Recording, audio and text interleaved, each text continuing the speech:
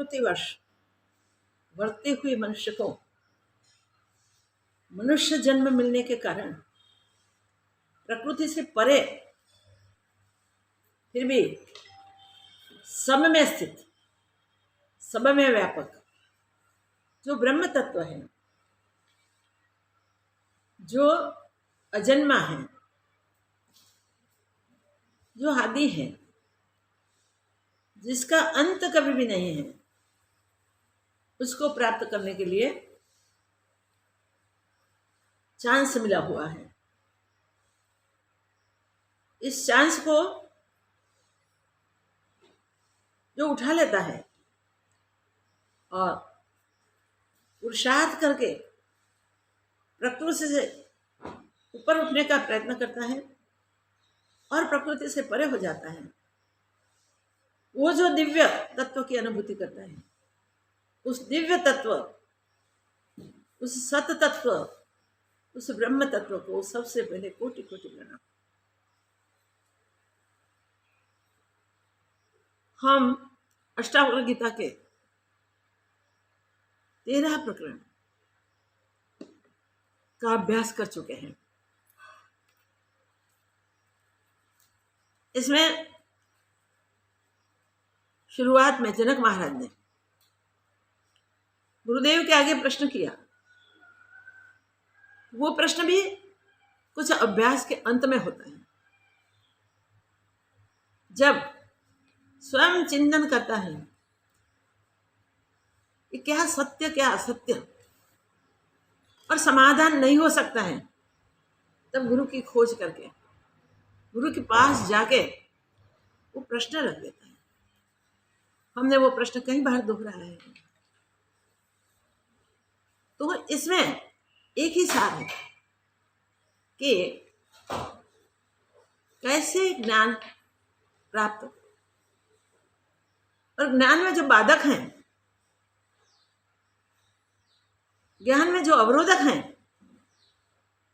उसकी निवृत्ति कैसे हो। इनिशियली मुझे क्या करना चाहिए।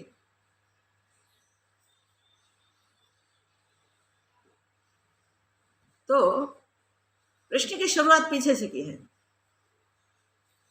कथम ज्ञानम अवाप्नोति, कथम मुक्तिर भविष्यति।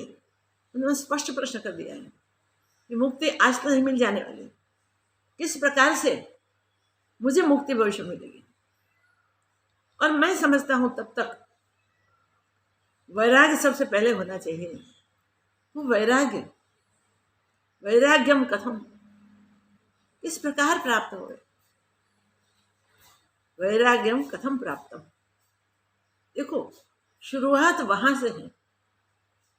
ज्ञान के प्रक्रिया ग्रंथों का अभ्यास करने के बाद जब ऐसा हृदय में प्रश्न उठता है, अगर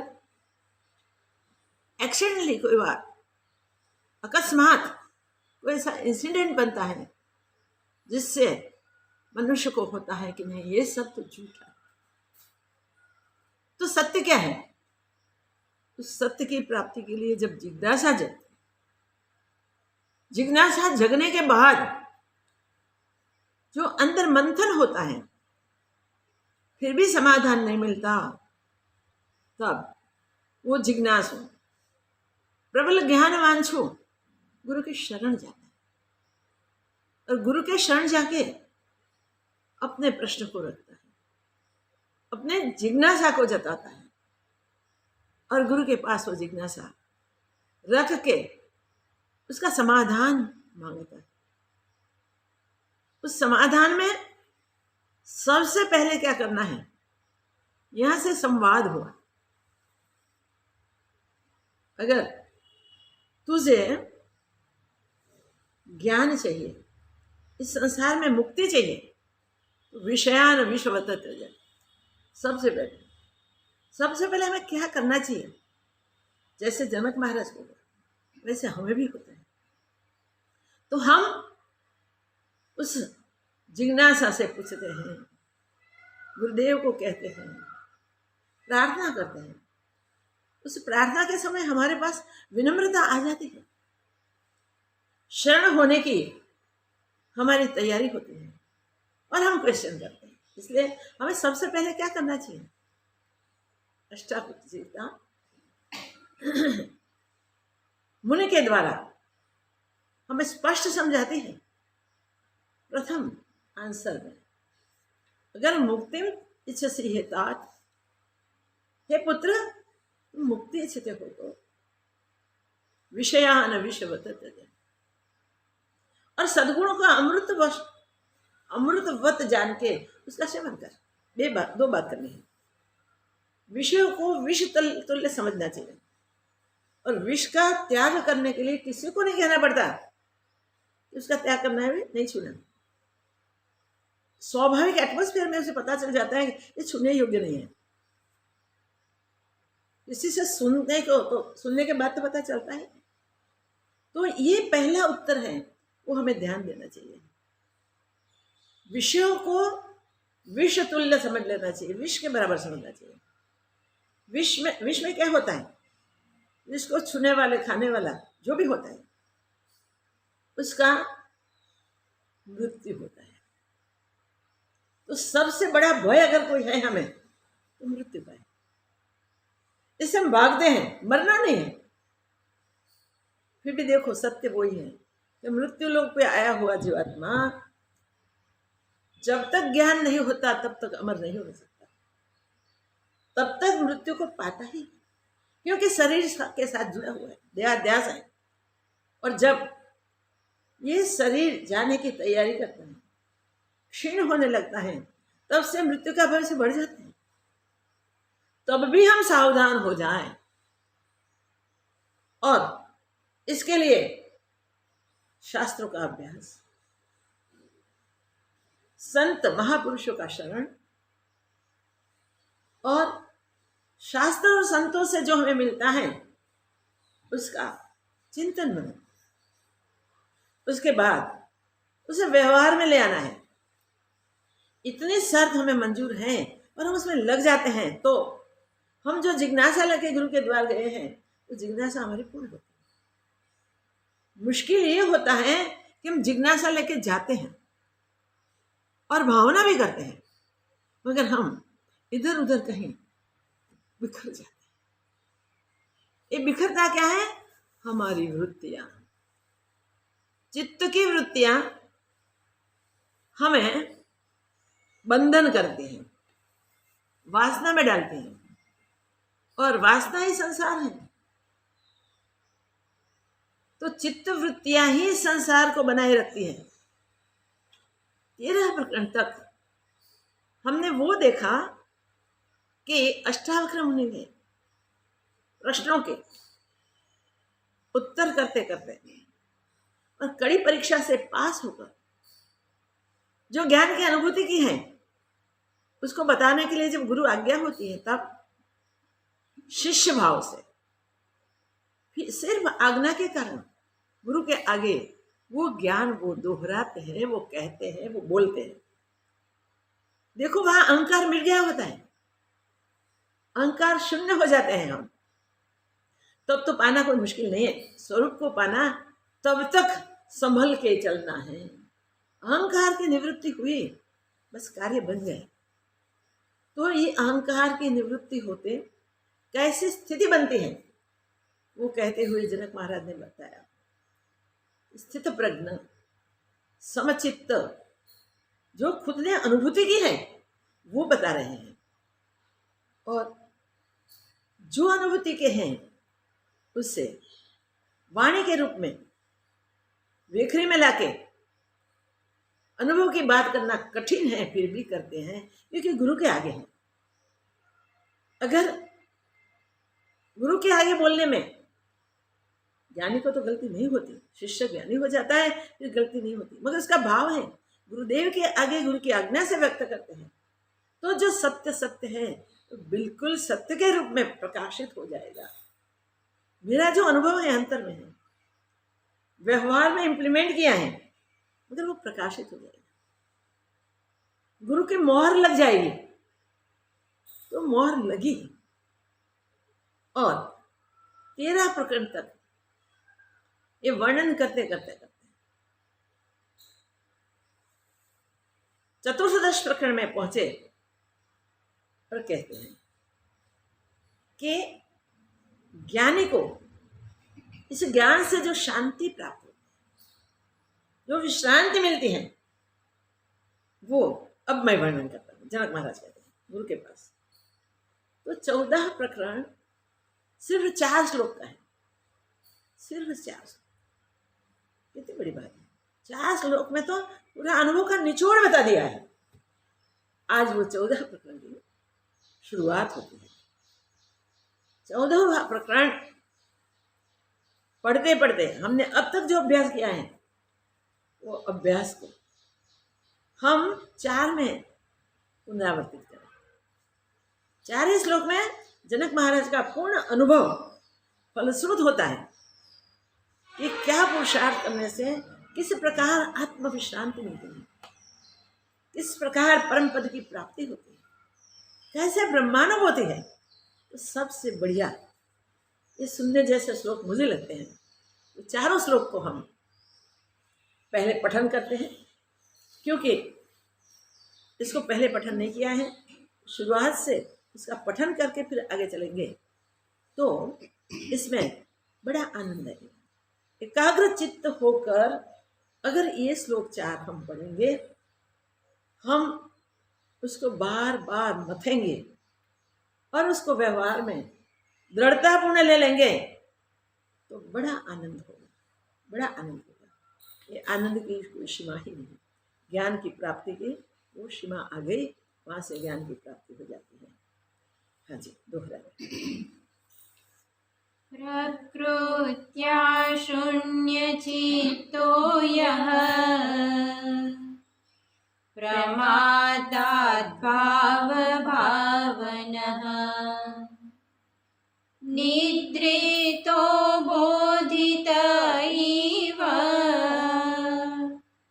क्षीणसंसरणो हि सः क्व धनानि क्व मित्राणि क्व मे विषयदस्य स्वः क्व शास्त्रं क्व च विज्ञानम् यदा मे गलिता स्पृहा विज्ञाते साक्षिपुरुषे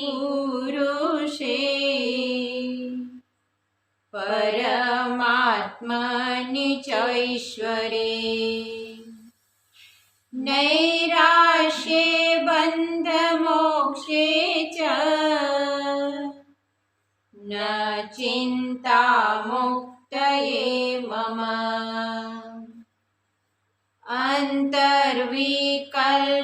अन्तर्विकल्पशून्यस्य बहिः स्वच्छन्दचारिणः भ्रान्तस्य एव दशास्तः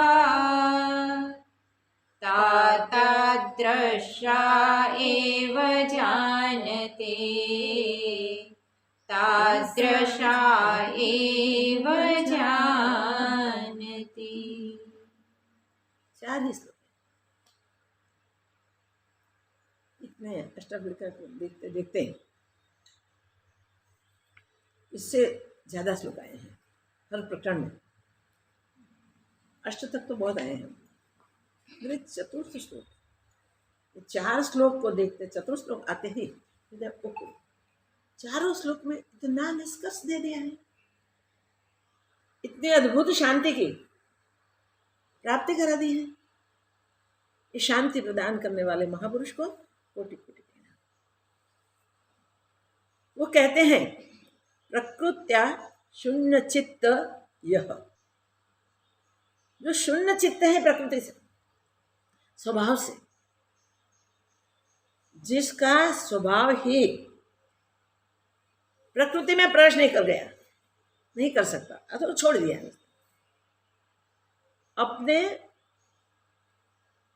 प्रारब्ध से जो कुछ आता है उसमें बिना सोचे बिना चित्त लगाए स्वाभाविक रह लेता है, स्वाभाविक उसे पसार हो जाता है, वो पुरुष कैसा है? प्रमादात उसे भोगता है,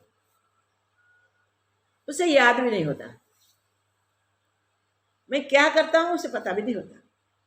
मगर प्राकृत आचार जो प्रकृति में पतित हो गया है, जो इसके प्रारब्ध में निश्चित हो चुका है, वो आता है तब उसे सोचने की फुर्सत नहीं, ये क्या है क्या नहीं।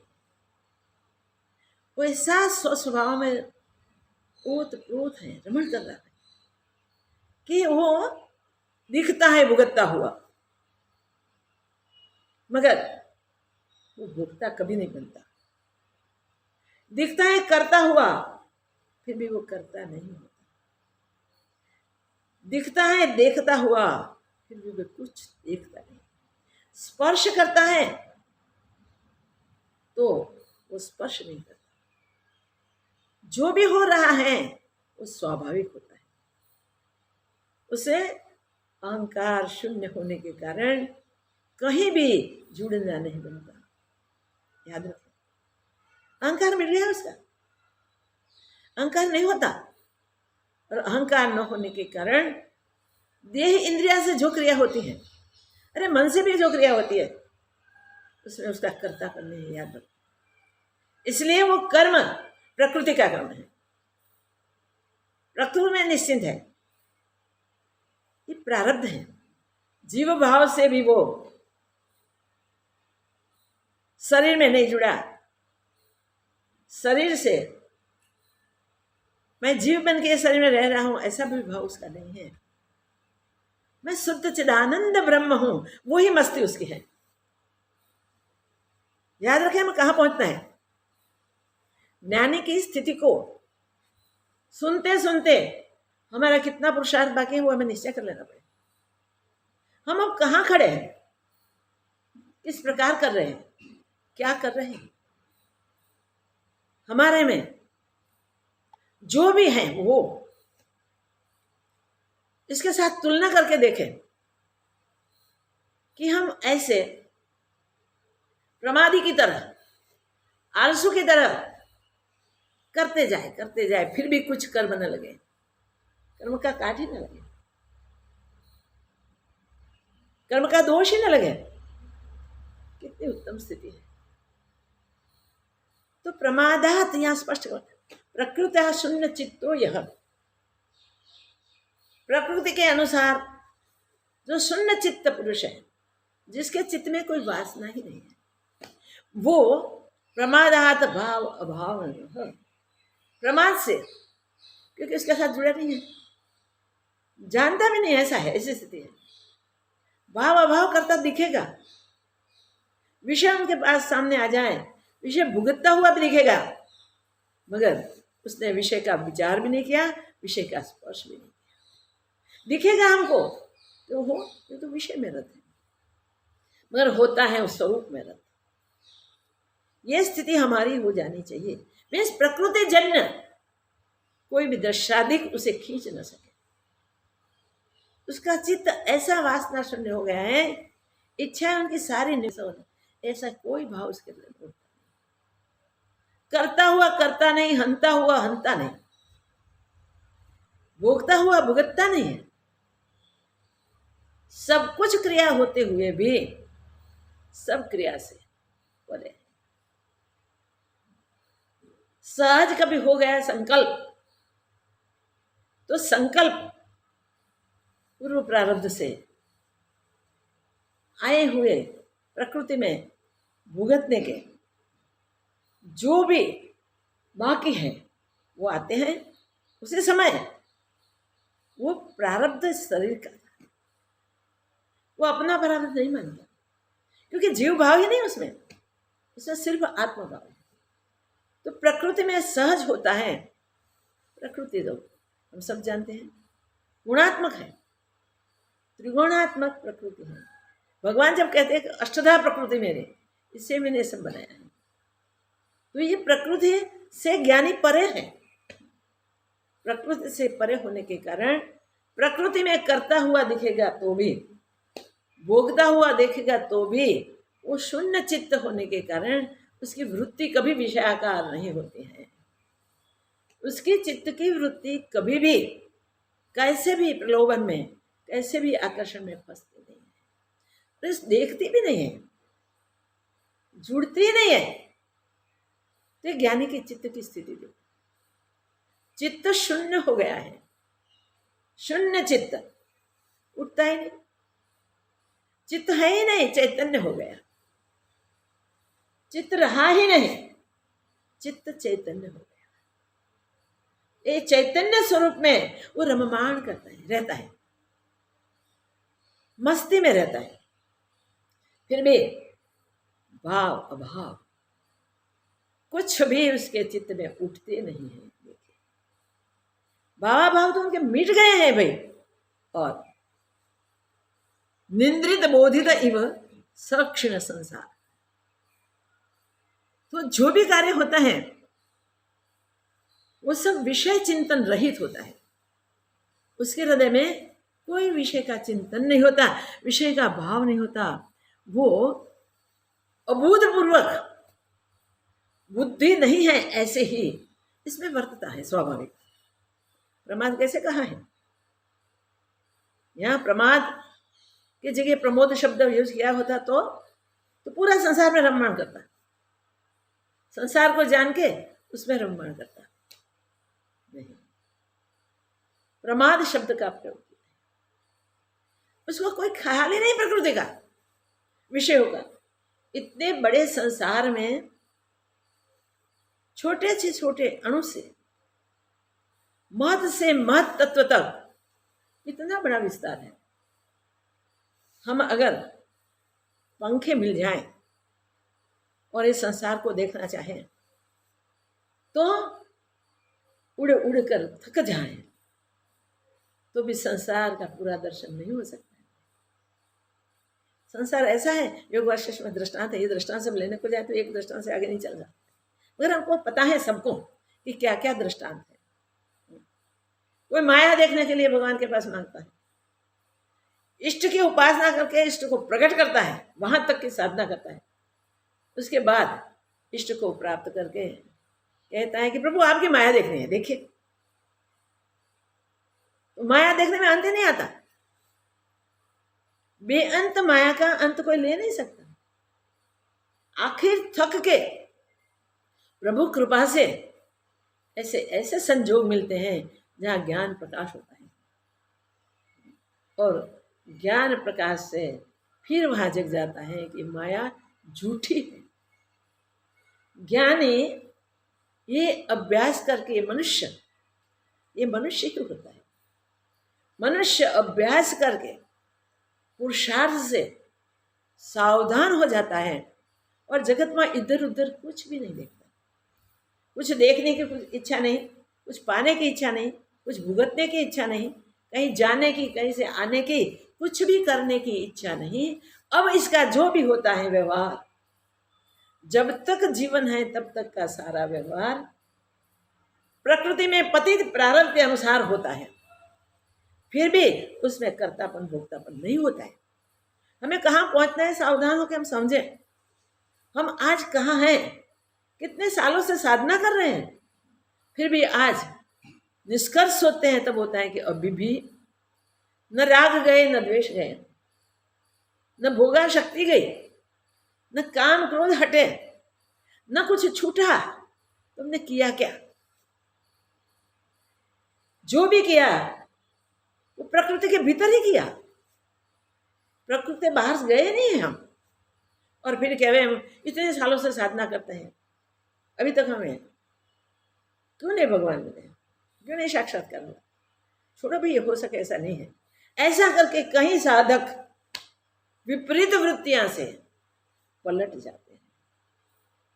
मगर जो साधक लगे रहते हैं, सोचते हैं, विचारते हैं, पहले किसी को भी ज्ञान हुआ है, कहीं दृष्टांत है वो ज्ञान हुआ है, तो उन्होंने क्या पुरुषार्थ किया, हमारे पुरुषार्थ में कहाँ त्रुटि है, कहाँ खामी है। और हम वो देख के, वो सुन के, वो आपस में चर्चा करके सही पथ पर पुरुषार्थ करें और सबसे पहले विषयों को छोड़ दें, पूरे संसार से वैराग्य कर ले तो मुक्ति आपकी मुट्ठी में दे दी है भगवान ने। इस संसार में मनुष्य शरीर देके जब भेजे हैं तब मुक्ति का अधिकार देके ही भेजे हैं, मुक्ति देने की चीज नहीं है। मुक्ति लेके तो आए हैं, ईश्वर ने इतनी बड़ी कृपा की है, इतना बड़ा उपकार हम पर किया है और हमको दी हुई मुक्ति को हम नहीं ढूंढ सकते। देखिए ये सब होने के बाद भी हमें मिली हुई चीज हम देखते ही नहीं, देख सकते ही नहीं। जैसे दूर दूर दूर दूर कहीं दूर आकाश में होगा, कहीं पाताल में होगा और कहीं होगा, दसों दिशा घूमे तो भी न मिले, ऐसा होता है। अब तो जगह हम, अब तो ऐसा पुरुषार्थ कर ले जो पुरुषार्थ से पुरुष का अर्थ सिद्ध हो, पुरुष शरीर का, पुरुष तन का अर्थ सिद्ध हो। पुरुषार्थ करके जन्म मरण को मिटा दे, उसे कहते हैं पुरुष। हमें समझना है, सोचना है और करना भी है। एक बार सोच के समझ के दृढ़ निश्चय कर लें और फिर डट के पुरुषार्थ करें। दूसरा नहीं, वृत्तियां बहक जाए, भटक जाए और की हुई कमाई खत्म कर दें, ऐसा नहीं होना चाहिए। रात दिन कई साधक साधना करते हैं, कहीं लगे रहते हैं, मगर उसके पीछे कोई न कोई वासना छिपी हुई है। जहां तक वासना है वहां तक संसार है, ये बात बराबर याद करनी है। ये श्लोक में स्पष्ट बता दिया, वासना ही संसार, वासना ही संसार है, संसार और कुछ नहीं है। जो संसार से वृत्ति शून्य हो गया है, जिसकी वृत्ति में कोई विषय है ही नहीं, संसारी विषय है ना, और क्या है, वो स्पष्ट रूप से ज्ञानी है। जिसकी वासना मिट जाती है वो ज्ञानी है। मिटानी वासना ही है और वो विषय वासना ही हमको अंतिम समय तक छूट देती है। बार बार सुने, बार बार कहें, प्रत्यक्ष कहें, प्रहार करके कहें, तो भी हम वासना नहीं छोड़ सकते। अब मुक्ति की बात ही कहाँ करें, कितने दूर है। विषयान विषवत त्यज, विषय तुल्य समझेंगे तब वो छूटेगा, तब तक वो छूटेगा नहीं। स्पष्ट करके सावधान कर दिए अष्टावक्र जी महाराज ने, और जनक ने वो करके दिखाया। जो भी शर्त गुरु ने बताई उस शर्त के अनुसार जी के बताया और फिर मुक्त हो गए। और मुक्त होकर अनुभव गाथा जो गा रहे हैं उसको सुनते हमें परम आनंद होता है। मगर उनकी गाथा है, हमारी गाथा न बने तब तक हमने क्या पाया, कुछ नहीं पाया। सावधान हो जाओ, सावधान होके आगे चलो और करो। क्या करना है, जो चिंतन करता करता जागता होता है वो विषयों को भूल जाता है, उसको विषय याद नहीं रहता। मगर विषय चिंतन करता करता व्यवहार करता है, वो कभी भी जागृत नहीं हो सकता है। देखिए, विषय चिंतन रहित होकर बुद्धि शिवा, बुद्धि लगाए शिवा। और विषय चिंतन होने के लिए क्या करना है, बुद्धि को नहीं लगानी है। बुद्धि के लगाए बिना प्रारब्ध के जो संजोग आए उस संजोग में पसार हो जाओ, निकल जाओ। हेम क्षेम निकलना है नहीं। सरोवर में स्नान करने को पड़े हैं या सागर में स्नान करने को पड़े हैं, अगाध जल पार करना है और पार कर भी ले। मगर जिसने जहां जल भी स्पर्श नहीं करता वैसे कवच पहन लिया है, वो क्या जानेगा वो जल कैसा, क्या जाने। ऐसे संसार को कैसा है वो जानने की भी जिसको चिंता नहीं है, जो उसके लिए बुद्धि नहीं चलाता, पहले सोच लिया है कि झूठा है संसार, फिर बुद्धि नहीं लगानी है। इसमें बुद्धि नहीं लगाता और प्रारब्ध के योग जो सामने आते हैं उसमें से पसार हो जाता है। वो ज्ञानी पुरुष सच्ची शांति को प्राप्त करता है, सच्ची विश्रांति को प्राप्त करता है। हम तो छोड़ ही नहीं सकते। फिर कहेंगे क्यों ज्ञान नहीं होता, इतने साल हमें एकांत में रह के साधना की। क्या की साधना? विषयों की साधना की, विषयों का चिंतन किया। विषयों का चिंतन होता रहेगा तब तक कहाँ भी। पाताल में बैठ के भी साधना करो तो क्या हो गया? कुछ मिलने वाला नहीं। आकाश में उड़ जाओ, सप्तलोक ऊपर सप्तलोक नीचे, सब जगह जाओ, मगर जब तक विषय चिंतन नहीं छूटा तब तक शांति मिलने वाली नहीं है। जब तक मेरा तेरा अपना पराया नहीं छूटा तब तक शांति मिलेगी। हम तो स्थान से जुड़ जाते हैं, शरीर से जुड़ जाते हैं, संबंधों से जुड़ जाते हैं, जुड़े जुड़े ही हैं, किनारे आ गए हैं, फिर भी सावधान नहीं होते तो मिलेगा क्या भाई? खाली हाथ नहीं जाना है, सावधान रहो। ये मनुष्य तन बार बार नहीं मिलता है। मिला है तो उसका हम जिस कारण परमात्मा दिया है इस कारण उसका उपयोग कर लें, इसमें सफल हो जाएं। और हमारा दृष्टांत, जैसे जनक जी का दृष्टांत लेके हम अभ्यास करना चाहते हैं, वैसे हमारा दृष्टांत कोई ले सके, ऐसा कुछ सत्कर्म हमसे हो जाए, फिर भी कोई कर्म में कर्तापन न रहे, और तो कुछ होने वाला ही नहीं। इस सत्कर्म के लिए पुरुषार्थ किया है, जो कर्म से स्वरूप की प्राप्ति होती है। वो स्वरूप की प्राप्ति के बाद वो बोलने की जगह नहीं रही, द्वैत ही नहीं रहा, कहाँ बोलेगा, किससे बोलेगा? कुछ नहीं, स्वयं ही स्वयं। ये अनुभूति कैसी है? स्वयं ही स्वयं, सर्वत्र, सब में, सर्व रूप से वो विभु व्यापक बन के स्थित हो गया। उसको किससे कहना रहता है, किससे बताना रहता है, किससे जानना रहता है? कुछ नहीं। फिर भी उसके द्वारा जो निश्चिंत होने वाला है वो प्रकृति में निश्चिंत हो चुका है, प्रारब्ध में लिख दिया गया है, वो जरूर आएगा, चाहे ज्ञानी चाहे अज्ञानी। तो अज्ञानी उसके साथ सुख दुख की भावना करके, दृश्य पसंद नापसंद, इष्ट अनिष्ट, ये सब करके दुखी सुखी होता है और उसमें इन्वॉल्व हो जाता है। इससे नया कर्म बंधन शुरू हो जाता है। नए बंधनों से मुक्त होना बहुत मुश्किल होता है, क्योंकि नए बंधन, नए कर्म, नए फल उत्पन्न करते हैं। वो फल भुगतने के लिए भी ये खत्म नहीं किए, हमने ग्राउंड तैयार कर दिया। इतनी गलती यहाँ तक पहुंचे हैं, तब तक हमने जितने भी संचित कर्म किए हैं, जो भी इसमें से प्रारब्ध बन के आए हमारे पास, और आज जो हम प्रारब्ध को खत्म करने के लिए पुरुषार्थ करना चाहिए, उसकी जगह हम प्रारब्ध भुगतते समय संचित नए कर्म, क्रियामान कर्म कर लेते हैं, संचित में ढेर लगा देते हैं। तो संचित का ढेर कब पूरा होगा? जन्मों के कर्म कितने होते हैं। तो योगी ध्यान में बैठे और वो चाहे कि मुझे कितने कर्म खत्म करने हैं, मेरे संचित में कितने पड़े हैं, प्रारब्ध तो मैं भुगत के खत्म कर दूंगा, क्रियामान में मैं सावधान रहूंगा। वहां तक पहुंचा है वो साधक।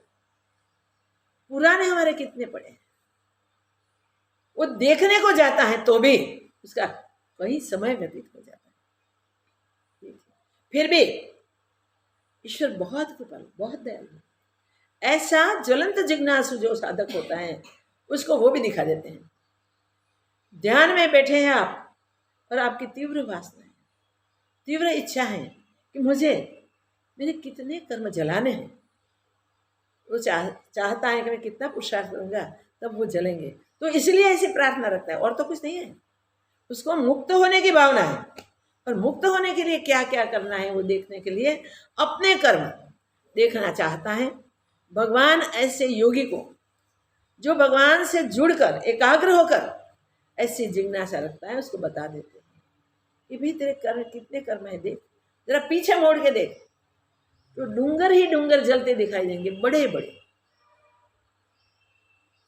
ऐसा कोई विरल साधक होगा जिसके बहुत कम कर्म होंगे संचित, उसको तो ऐसी इच्छा नहीं होगी, जो होना है होने दो। जिसको डर है भीतर से, वो परमात्मा के पास ऐसी प्रार्थना करता है और उसके संचित दिखाए जाते हैं। वहां से वो सावधान हो जाता है कि अरे अब क्रियमाण करके नए बनाएंगे संचित, वो तो कभी नहीं छूट पाएंगे।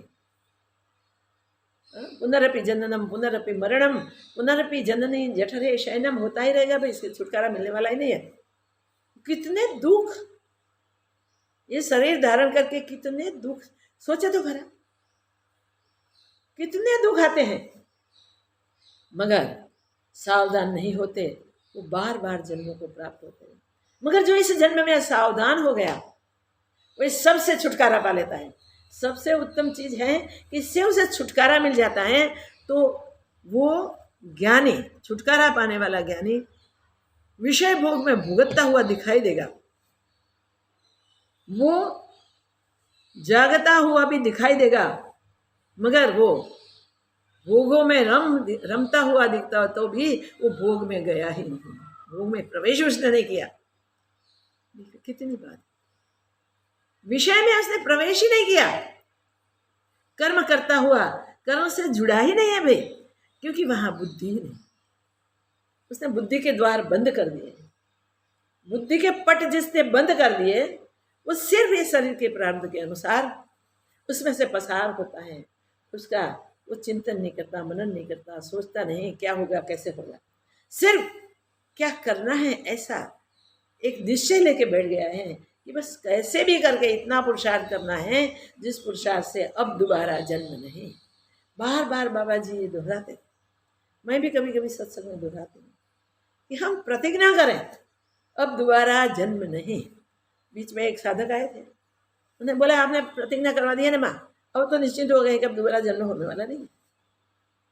मैंने बोला अब ये संकल्प करवाना भी गलत है, मीनिंग सच्चा नहीं समझते, कैसे भी हो जाए मगर हम विषयों में इन्वॉल्व नहीं होंगे, हम वासनाग्रस्त नहीं होंगे, हम किसी से जुड़े नहीं, इस संसार मिथ्या है ऐसा स्वीकार करके हम उसमें से जितने भी डटे नीचे हैं वहां से बाहर निकल जाना चाहेंगे, वही पुरुषार्थ करेंगे। ऐसा संकल्प के बाद पुरुषार्थ करना है, दोबारा जन्म नहीं, ऐसा कहने से दोबारा जन्म नहीं होगा ऐसा नहीं है।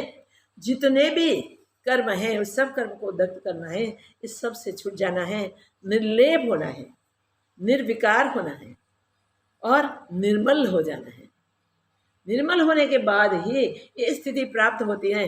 और जिसने वो स्थिति प्राप्त की वो शरीर इंद्रियों से दिखे तो भी, इसमें शरीर इंद्रिय का कोई भाव, शरीर इंद्रिय से कर्म करता दिखे तो भी वो शरीर इंद्रिय से कोई कर्म नहीं करता, कहीं भी इन्वॉल्व नहीं होता। शरीर इंद्रियां कर्म करते हैं मगर उसमें कर्तापन नहीं, भोक्तापन नहीं, कुछ भी नहीं। ऐसी स्थिति प्राप्त होती है। उसके लिए गीता में भी कहा है या निशा सर्वभूतानां तस्मात् जागृति संयमी। वहां जागृति जागे छे, कौन जागता है? संयमी पुरुष। या निशा सर्वभूतानां तस्मात् जागृति संयमी। फिर कहते हैं यशाम जागृति भूतानि, जहां भूत सब जागते हैं, ये सब जीव जहां जागते हैं, सा निशा पश्यतो मुने, मुने वहां उसे अंधकार समझते हैं। तो सा निशा पश्यते मुने, उसको मुने निशा जानते हैं, रात्रि जानते हैं, रात मिल गया। जो मुनि हैं वो सावधान ऐसे हैं, या निशा सर्वभूतानि, सब भूतों की जो निंद्रा स्थिति है, रात्रि स्थिति है, अज्ञान स्थिति है, उसको ज्ञानी जन भूतों की वो दृष्टि को स्वीकार नहीं करते हैं। ये रात्रि अज्ञानियों की है, ज्ञानी के नहीं है। ज्ञानी के लिए तो अब रात्रि ही नहीं रही।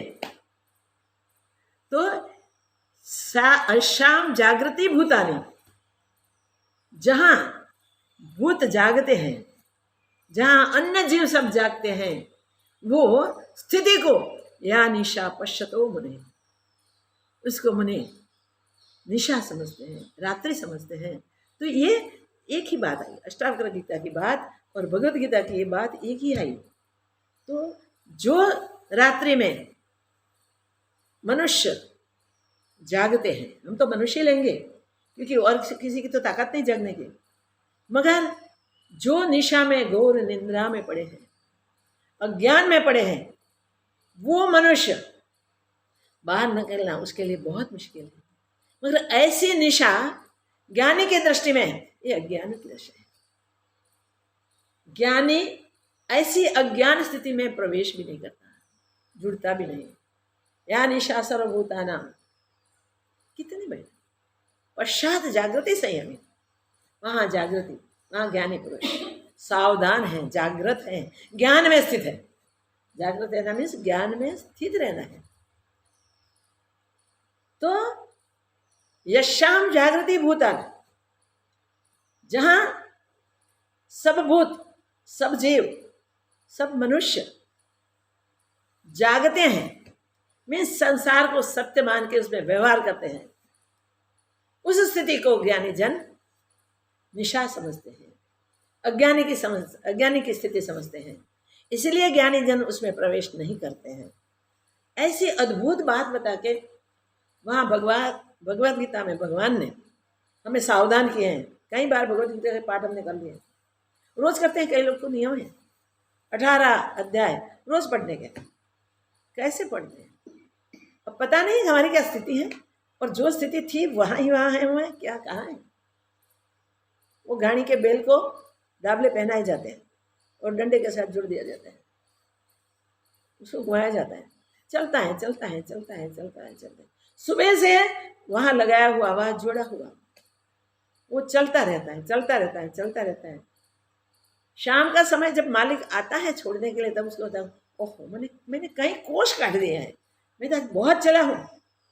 जब खोलता है तब देखता है वही दंड ऐसे ही खड़ा है जहाँ मैं था, चले तो भी नहीं चले भाई। ऐसी स्थिति न बन जाए, इसके लिए ये 2 बात यहाँ बताई है कि ज्ञानी अज्ञान स्थिति से जुड़ता ही नहीं है, और अज्ञानी अज्ञान में रममाण करता है, इसे छूटता नहीं। हमें ऐसा नहीं करना है भाई। यहाँ स्पष्ट बताया है कि जिसकी वासना मिट गई वह क्षीण संसार उसका क्षीण हो गया है। क्षीण संसरण सही, तो वो संसार से मुक्त हो गया है, उसका संसार क्षीण हो गया है, उसका संसार मिट गया है। तो हमें क्या करना है उसके लिए अब ये 4 श्लोक में हमें सावधान करते हैं। पहला श्लोक हमने दे दिया, पहले श्लोक में उन्होंने पहले बता दिया कि जो संसार प्राकृतिक जन्नत जो दृश्यादिक हैं, वो दृश्य झूठे हैं, सत्य कुछ नहीं है।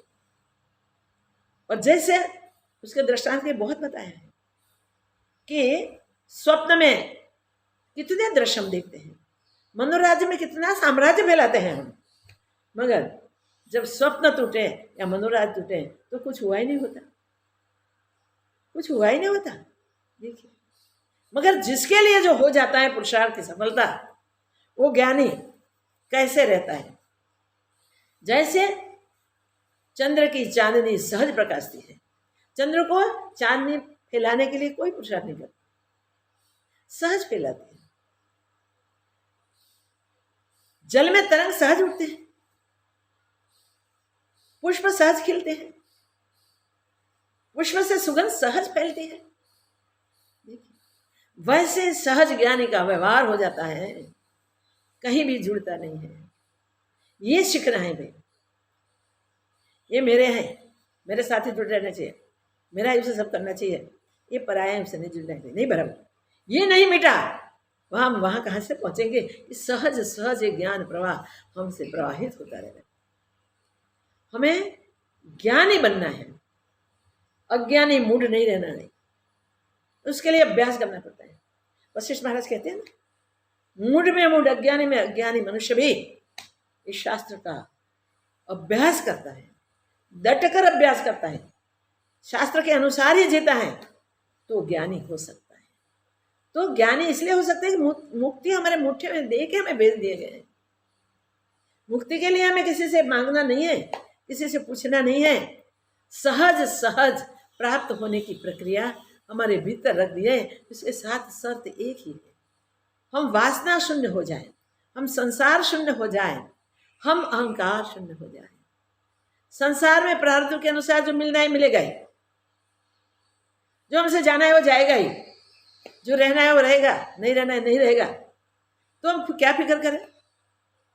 कुछ भी हम बचा नहीं सकते, कुछ भी हम संभाल नहीं सकते। वो सब प्रक्रिया सहज होती है प्रकृति में। प्रकृति में जो पतित हो गया है वो प्रत्येक जीव का प्रारब्ध उस जीव को जीने के लिए होता है। उसमें जीना है, मगर मैं जीव हूं वो भी अहंकार छोड़ के, मैं जीव हूं वो भी अहंकार हमारा छूट जाना चाहिए, सारे बंधन मिट जाने चाहिए। संसार संसरण है, सरता जा रहा है, सरता जा रहा है, सरता जा रहा है, और वासनाओं का ढेर है। वासनाओं के ढेर के कारण हम वासना से बंधे हुए, ऐसे बंधे हुए हैं कि बेल की तरह अब जहां है वहां से छूटते नहीं। पर जिसने संसार की वासना छोड़ दी, जिसने ज्ञानी महापुरुषों के, परमात्मा के स्वयं आके चिंधे हुए मार्ग पे चलना शुरू कर दिया है, और कैसे भी स्थिति आ जाए तो भी विचलित नहीं हुए, विचार शून्य, बुद्धि को छोड़ के प्रारब्ध में शरीर जैसे जीता है जीने दो, जो प्रकृति में होता है होने दो। मुझे जो पुरुषार्थ करना है, पुरुषार्थ सहज न बन जाए, स्वाभाविक न हो जाए, तब तक मुझे लगे रहना है। तो सबसे पहले विषयान विषम तत्व, विषय को विषय तुल्य जान के समझना है। फिर आगे क्रमशः हमें मिलता जाएगा मार्गदर्शन, हो जाएगा, भीतर से मार्गदर्शन आएगा। सहज कोई महापुरुष मिल जाएगा और मार्गदर्शन करेगा, शास्त्रों में से कोई उक्ति मिल जाएगी और हमारा गाइडेंस हो जाएगा। ये हो जाएगा क्योंकि ऑटोमेटिक होने वाली ये प्रक्रिया है। मुक्ति ऑटोमेटिक मिलती है, हमको दी है मुट्ठी में, डिब्बे में हीरा रख दिया है, बस चिंथरे से लपेट के रखा है। चिंथरे से लपेटा हुआ हीरा खोल के देखे तो भी उसे मूल्य नहीं समझ सकता, वो प्रकाशित नहीं होता। उसे चिंथरे से खोल दे तो प्रकाशित हो, ओहो महामूल्यवान हीरा है।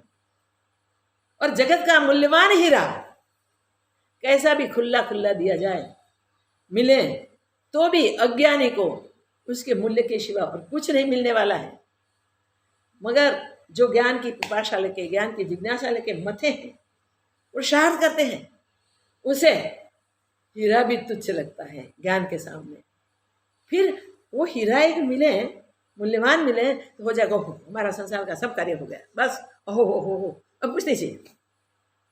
भाई संसार के कुछ नहीं चाहिए, तो संसार के द्वार और खोले और खोले और खोले और खोले, खोलते ही जाते और जन्म मरण में भटकते ही रहते हैं, जिसमें दुख कुछ छूटता ही नहीं है। ये बात याद रखें। इस प्रकार करने से दुख कभी छूटता नहीं। संसार संसरण को होता है, मगर जो संसार से जुड़ता नहीं है, इसके लिए संसरण से चला जाता है, संसार हृदय से निकल जाता है, मगर ज्वलंत जिज्ञासा चाहिए, प्रबल पुरुषार्थ चाहिए, और जप तप तीरथ सब की करे तो भी उसी से प्राप्त नहीं होता है। यज्ञ यागादि शास्त्र विहित कर्म करे तो भी उससे पूर्णता नहीं होती है। तो ज्ञानी पुरुष अज्ञानी को जगाने के लिए ये सब करते हैं, याद रखो। उसे निश्चय है कि नहीं भाई इससे नहीं मिलेगा, मगर इसको हम सीधा ज्ञान का उपदेश करेंगे तो ज्ञान नहीं समझ पाएंगे, इसलिए ये सब भी करवाओ। ऐसे करते करते करते करते इस सत्कर्म से अगर इसके अंतस्करण में कोई प्रकाश हो जाएगा और वो प्रेरित हो जाएगा तो एक दिन ज्ञान में प्रवेश कर जाएगा। कितनी उम्दा भावना लेके महापुरुष हमारे लिए इतने न्यून पद तक उतर जाते हैं और कर्मकांड क्रियाकांड वगैरह करते हैं। अब जब का टाइम तो ले लिया है, फिर भी कोई बात नहीं। ये श्लोक आज पूर्ण होता है। पहला श्लोक 14वें चतुर्दश श्लोक के हमने लिया है, थोड़ा पुनरावृत्ति करके द्वितीय श्लोक में नेक्स्ट सत्संग में प्रवेश करेंगे। हम इतने ही आज सावधान हो जाएंगे कि भाई हमें करना क्या है और करते क्या है। जो आज कर रहे हैं अज्ञानवश वो छोड़ना है, और नहीं कर पाए हैं वो शास्त्रों से हमने जाना है, महापुरुषों से जाना है, हमारा मार्गदर्शन भी हो गया है। आज से हम प्रतिज्ञाबद्ध होके यही पुरुषार्थ करेंगे। हम में न राग रहेंगे, न द्वेष रहेंगे, न काम रहेगा, न क्रोध नहीं रहेगा, विषय वासना नहीं उठेगी, वासना अंतस्करण से निकल जाएगी। वासना निकलते ही चित्त शुद्ध हो जाता है, और शुद्ध चित्त चैतन्य हो जाता है। तो हम चैतन्य स्वरूप को प्राप्त करने के लिए अधिकारी हैं, हम प्राप्त कर सकते हैं। उसी के लिए ही पुरुषार्थ करेंगे, और पुरुषार्थ में उसी की कृपा से सफल हो जाएंगे। माँ कृपा करो, महाराज कृपा करो, भगवान कृपा करो, ये बातें मिथ्या है भाई। जब स्व की कृपा होती है तब सब कृपा आप ही आप हो जाती है। हम स्वयं पे कृपा करें और सफल हो जाए। ये 4 श्लोक में बड़ा आनंद आएगा, पुरुषार्थ का गाइडेंस पूरा मिलेगा, तो हम उसमें सावधान होकर पुरुषार्थ में लग जाए। जय हो, मंगल हो, सबका कल्याण हो, सबका पुरुषार्थ हमेशा सफल होता जाए, वही परमात्मा से प्रार्थना। जय हो। पूर्णमिदं पूर्णात् पूर्णमुदच्यते पूर्णस्य पूर्णमादाय पूर्णमेवावशिष्यते। ओम शांति शांति शांति। श्री सद्गुरुदेव